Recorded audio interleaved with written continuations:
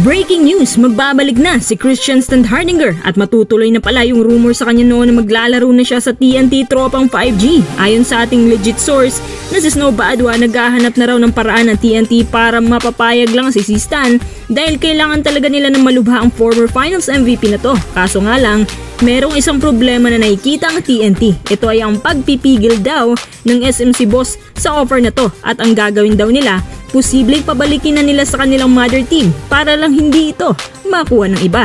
Tara!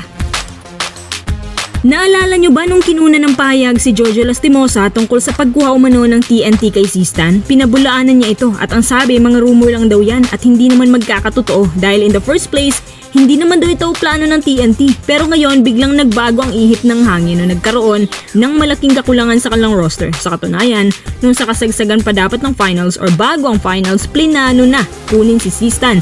Pero parang nilamon ng maraming factors ang utak ng TNT management.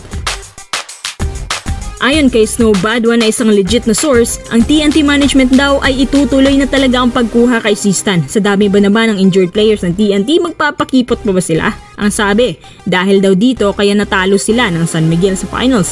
Sinabi din ng TNT management na kung nakuha lang nila ng mas maaga si Stan, sigurado mag-iibang takbo ng finals at baka sila pa raw ang nanalo kasi si Stan na lang daw ang kulang sa pyesa doon.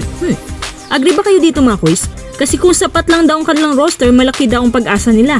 Ayon din sa mga impormasyon na nakalap ng sources, ang nakapigil sa TNT na hindi kunin si Stan ay dahil sa direktor ng SMC. Hindi raw ito papayag na kunin ng iba si Stan.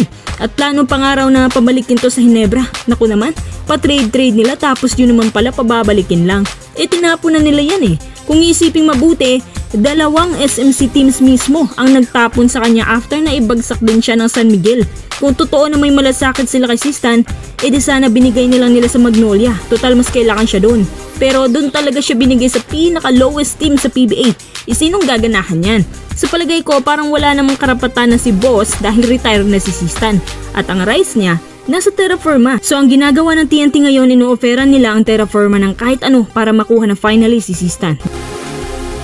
Dagdag pa ni Snow Badwa na malapit daw na magkaibigan si Bobby Rosales at yung TNT Governor at PBA Vice Chairman na si Ricky Vargas, kaya imposibleng hindi nila makuha si Stan. Sa tansya ko mga 80% ang possibility na makukuha na nila ang kanilang gusto. Ang tanong na lang dyan paano kung mag-offer din si Boss Al kay Bobby Rosales na kukunin nila pabalik si Stan? Sino kaya ang mas matimbang para sa kanya? O kung sino na lang dito ang mas may malaking offer, syempre doon sila pipili. So si Stan nga pala ngayon ay nagpapakondisyon naman at abala pa rin siya sa kanyang pag-workout. Naghihintay pa rin si Stan na may kumuha sa kanya pero somehow dumating din sa punto na ayaw na niya sa basketball. Kasi kung gusto pa niya, di sana nag-MPBL na lang. May mga nag-o-offer po sa kanya doon ng at least 1.2 million kada buwan.